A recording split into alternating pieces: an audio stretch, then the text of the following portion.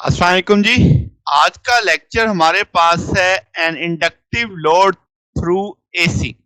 तो जनाब हम क्या देखने वाले हैं कि भाई आपके पास अगर सर्किट में सिर्फ एसी सोर्स लगा हो और साथ में सिर्फ और सिर्फ इंडक्टर हो, तो इसका मतलब वो एसी सोर्स से आने वाला सारी ईएमएफ, सारी एनर्जी वो इंडक्टर ही यूज करेगा, तो इंडक्टिव लोड कहलाएगा।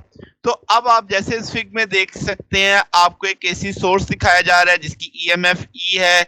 वहां से जो अब आपके पास करंट चलेगा that passes through the inductor, और इस इंडक्टर की इंडक्टेंस एल है, यहाँ से गुजरने वाला करंट आईएल कहलाएगा। और जनाब वहां पे जो इंडक्टर के गिर्द पोटेंशियल डिफरेंस बनेगा दैट इज कॉल्ड वीएल। ठीक होगी बात।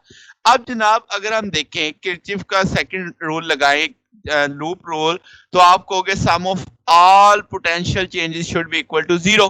तो जनाब अब इंडक्टर के जो पोटेंशियल डिफरेंस है वो मैंने लिखा V L is equal to V naught sine of omega T. ये मैंने कैसे लिया? आप कह सकते हो कि ईएमएफ जो वहां पे आएगी that is minus V L is equal to zero, और ईएमएफ बराबर आ जाएगा किसके? वी एल के। तो यहां से अब वी एल आपके पास बराबर लिखा जा सकता है किसके? E naught sine of omega T. तो जब आप ई नॉट को वी नॉट से रिप्लेस कर दोगे, आप कहोगे कि इंडक्टर के गिर्द मैक्सिमम पोटेंशियल डिफरेंस उतना ही हो सकता है जितना बैटरी ने बनाया। तो इस सूरत में ये इक्वेशन डायरेक्ट मैंने लिख दी है, V L is equal to V naught sine of omega T. तो वी नॉट कितना हो सकता है? जितना बैटरी की मैक्सिमम ईएमएफ हो सकती है। तो यहाँ पे अब आपके वी नॉट एम्पलीट्यूड को जाहिर कर रहा है, यानी ये मैक्सिमम पोटेंशियल डिफरेंस रिप्रेजेंट कर रहा है अक्रॉस द इंडक्टर। ठीक होगी बात। अब आपके पास हम कह सकते हैं कि भाई पोटेंशियल डिफरेंस जो इंडक्टर के क्रॉस में है वो चेंज करेगा। अब वो जो चेंज आएगा वो किस तरह से, वो आप सेल्फ इंडक्शन के फार्मूले से देख सकते हो, V L is equal to L D I over D T. ठीक होगी बात। तो जनाबे वाला अब यहां से अब आपके पास ये अप्रोच क्या है, क्योंकि जैसे जैसे करंट चेंज होगा, क्योंकि अल्टरनेटिंग है ना, तो करंट चेंज होगा, ईएमएफ आपके पास फ्लक्स चेंज होगा, ईएमएफ आएगी वो बैक ईएमएफ। वो बैक ईएमएफ अब वहां पे बुनियादी तौर पे उसका टूल ये लिखा हुआ है L D I over D T. तो जनाब अब यहाँ पे आपके पास इक्वेशन 1 और 2 है, दोनों वीएल इंडिकेट कर रहे हैं, लेफ्ट साइड राइट साइड के बराबर। आपने लेफ्ट साइड सेम है तो राइट साइड भी सेम होंगी। तो आपने लिखा L D I over D T V naught sine of omega T. तो यहां से मुझे आई रिक्वायर्ड है। ठीक हो गया। वी एल तो एक मालूम पड़ गया, तो आई डी आई को मैं एक तरफ रखता हूं, बाकी चीजें दूसरी तरफ ले जाता हूं, डी टी दूसरे एंड पे चला जाएगा, एल दूसरी तरफ जाके डिवाइड हो जाएगा। अब चूंकि ये अब आपके पास एक स्मॉल अमाउंट ऑफ करंट है, टोटल अमाउंट ऑफ करंट देखने के लिए मैं इंटीग्रल ले लेता हूं। तो वी नॉट चूंकि कांस्टेंट है, इंडक्टेंस कांस्टेंट है, sine omega T D T आ जाएगा। इसका इंटीग्रल उठाओगे तो आ जाएगा माइनस कॉस ओमेगा टी। तो अगर आप इसको साथ इकट्ठा लिख दोगे माइनस कॉस ओमेगा टी, तो वो इक्विवेलेंट हो सकता है किसके? अब आपके पास इसका 1 ओवर ओमेगा भी साथ में आ गया, minus V naught omega L cos of omega T. Minus मैंने इनसाइड करके लिख दिया कि ये इक्विवेलेंट होगा किसके? साइन ओमेगा टी माइनस 5 के।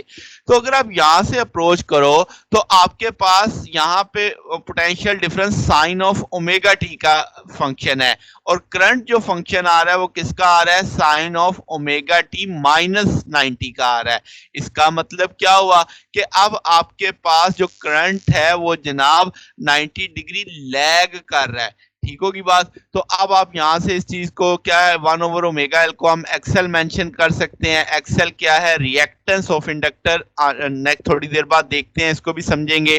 तो V naught over reactance that is equivalent to I naught आ जाएगा, maximum current that passes through the circuit. तो ये बराबर आ जाएगा I naught sine of omega T minus 90। अब जनाब जरा समझते हैं इस बात को कि ये तो मैंने मैथ समझा दिया, फिजिक्स क्या है इसकी, फिजिक्स में कैसे हम कह सकते हैं कि करंट लैग कर रहा है। अब जनाब होता क्या है, जरा सर्किट पे वापस चलते हैं। जब यहां से ईएमएफ चली, आप देखो यहां से जैसे ही पोटेंशियल डिफरेंस बढ़ेगा इंडक्टर के गिर्द, तो क्या आप देख सकते हो कि करंट आपके पास नेगेटिव सिंक में चल रहा है?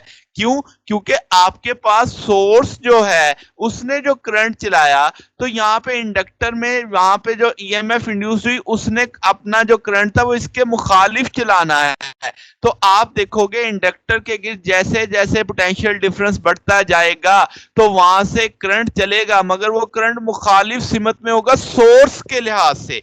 तो अब आपके पास ये नेगेटिव करंट आ रहा है, ठीक होगी बात। तो अब आपके पास जैसे जैसे पोटेंशियल डिफरेंस मैक्सिमम तक पहुंचा इंडक्टर के गिर्द, आप देखो करंट कम होते होते कितना हो गया, जीरो हो गया आपके पास।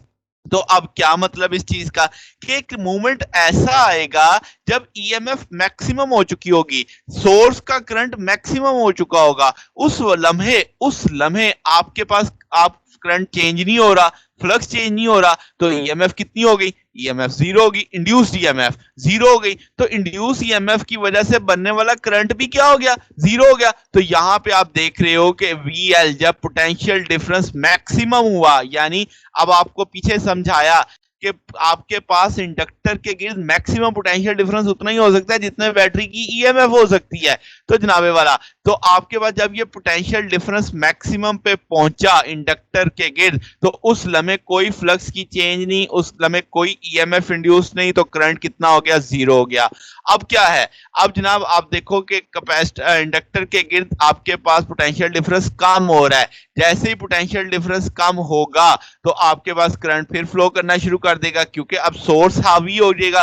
सोर्स हावी हो गया तो इसका ना सोर्स अपना करंट चलाना शुरू कर देगा, तो पॉजिटिव करंट आपके पास आना शुरू कर देगा। तो ये एक सारी अप्रोच इसी तरीके से चलती जाती है। तो आप देखोगे कि जब आपके पास पोटेंशियल डिफरेंस जो था आपके पास जीरो पे था, तो करंट आपके पास 270 पे था। तो ये 190 डिग्री का फर्क चल रहा होता है। अच्छा जी, आप फेजर डायग्राम की मदद से समझें तो आप देख सकते हो कि ओरिजिन से हमने फेजर बनाने होते हैं, तो आपके पास वी एल जो है वो ओमेगा टी बना रहा है, आपने इस टूल में देखा, और जो करंट है दैट इज इक्विवेलेंट टू, आप 90 डिग्री पीछे आ गए हैं, तो 90 में से ओमेगा टी आप देख सकते हो क्या है, माइनस किया गया है, तो आउट ऑफ फेज है, 90 डिग्री का कंसेप्ट आ रहा है। तो आई एल लैग कर रहा है, कितने डिग्री, 90 डिग्री लैग कर रहा है। तो हम कहेंगे जब आई आपका मैक्सिमम वैल्यू पे पहुंचेगा तो वी एल उससे 90 डिग्री आगे जा चुका होगा, वो यानी 1 क्वार्टर साइकिल का फर्क चल रहा होगा।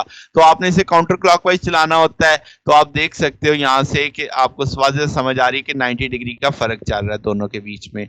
अब इंडक्टेंस की बात कर लेते हैं, तो हम लिखते हैं वी एल आई एक्सएल, यानी ओहम लॉ का कंसेप्ट आ जाता है। एक्सएल बराबर आ जाती किसके, V L over I L के, और यहां से आप वी एल जो इंडक्टर है उसे वी नॉट मैक्सिमम कंसीडर करो, तो V naught over omega L ऊपर चला जाएगा, तो वी नॉट से कैंसिल हो जाएगा। तो अब इसका मतलब आपके पास एक्स एल बराबर है ओमेगा एल के, ओमेगा 2 पाई एफ होती है, यानी फ्रीक्वेंसी, एंगुलर फ्रीक्वेंसी को हम बोल सकते हैं। तो जनाब इसका मतलब एक्स एल की वैल्यू एंगुलर फ्रीक्वेंसी पे भी डिपेंड करती है और इंडक्टेंस पे भी डिपेंड करती है। तो आप इसके यूनिट जस्ट ओहम है, जस्ट लाइक रेजिस्टर के तौर पे देखेंगे।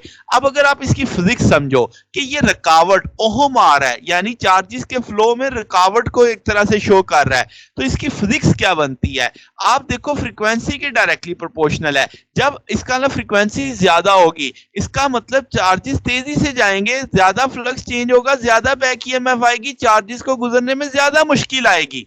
बात समझ आ रही है? और जब फ्रीक्वेंसी कम होगी, इसका मतलब करंट ज्यादा तेजी से चेंज नहीं होगा, आपके पास साइकिल पूरा होने में टाइम ज्यादा लगेगा। तो इसका मतलब अब आपके पास फ्लक्स आहिस्ता चेंज होगा, कम चेंज होगा। रेट है ना, rate of change of flux आता है कि वक्त के लिहाज से फ्लक्स की चेंज देखनी है। तो अगर आपके पास rate of change of flux ज्यादा आ रहा है, इसका ना इंड्यूस ईएमएफ ज्यादा आएगी, इसका मतलब आपके पास जो बैक ईएमएफ का कंसेप्ट है वो ज्यादा आना शुरू हो जाएगा, चार्जेस के लिए गुजरना मुश्किल होता चला जाएगा। ठीक होगी बात जनाब। तो अब आपके पास यहाँ पे अगर हम ओवरऑल समरी देखें, जो हमने अब तक के टॉपिक देखे हैं, रजिस्टर को हम आर से जाहिर करेंगे, तो आपके पास हम जानते हैं कि जब एसी सोर्स लगा होता है तो वी और आई इन फेज होते हैं करंट के साथ। ठीक हो गया। जब हम कैपेसिटर देखते हैं तो आप जानते हो करंट लीड करता है कितने डिग्री, 90 डिग्री, और जो इंडक्टर में हमने अभी अभी पढ़ा करंट लैग करता है 90 डिग्री या पाई बाय 2 कह सकते हैं। ठीक है, यहाँ पे फेज कांस्टेंट यानी आपके पास जीरो चल रहा है, यहाँ पे -90 है, यहाँ पे +90 आ रहा है फाई के तौर पे। तो एम्पलीट्यूड वो आप जस्ट ओम लॉ के कंसेप्ट से समझ सकते हैं। तो ये जनाब एक बेसिक सा टॉपिक था हमारे पास। तो आपने देखा कि एसी सोर्स जब इंडक्टर में प्लेस होता है तो वहां पे चूंकि हर लम्हा करंट चेंज हो रहा होता है, हर लम्हा फ्लक्स चेंज हो रहा होता है, तो उस इंडक्टर में सेल्फ इंडक्शन वाला कंसेप्ट आता है। वहां पे ईएमएफ इंड्यूस होती है। वो इंड्यूस ईएमएफ जब करंट बढ़ रहा होगा तो करंट को बढ़ने से रोकेगी, और जब करंट कम हो रहा होगा तो खुद करंट चलाना शुरू कर देगी उसी सिंक में। तो इस कंसेप्ट के ऊपर हमने इसका समझा, तो हमें पता चला कि यहाँ पे करंट लैग करता है वोल्टेज से 90 डिग्री पोटेंशियल डिफरेंस। यानी इंडक्टर, अगर मैं बहुत सादा लफ्जों में बोलूं तो इंडक्टर पे पोटेंशियल डिफरेंस जल्दी बन जाएगा और करंट उससे लेट बनेगा, करंट उससे लेट जाएगा। तो यानी पोटेंशियल डिफरेंस ज्यादा तेजी से बिल्ड हो रहा होगा, करंट उससे लेट बिल्ड होगा आपके पास। बात समझ आ गई? तो जनाब ये कंसेप्ट आ जाता है। फिर हमने देखा कि रिएक्टेंस आपके पास, सॉरी यहाँ पे लफ्ज आएगा इंडक्टिव आएगा, तो आपके पास ये इंडक्टिव रिएक्टेंस है ऑफ इंडक्टर की, तो आप इसे लिखेंगे VL इज टू IXL। तो आपने देखा ओमेगा एल इसका फार्मूला बनता है, ओमेगा को आप 2πfl के तौर पर भी देख सकते हैं, और आपने माना कि इसके यूनिट किसमें ओहम वाले ही होंगे, यानी रेजिस्टेंस में ही आएंगे। ठीक हो गए ना? तो ये छोटा सा टॉपिक था आज के लिए, बस इतना ही। अगर आपको इसमें कोई बात पूछनी हो, कोई डाउट हो, तो आप कमेंट्स में पूछ सकते हैं। वीडियो अच्छी लगी हो तो वीडियो को लाइक कीजिएगा, दोस्तों के साथ शेयर कीजिएगा, और चैनल को भी सब्सक्राइब कर दीजिएगा। आज के लिए बस नहीं, बाकी इंशाल्लाह फिर नेक्स्ट देखते हैं। ओके, अल्लाह हाफिज।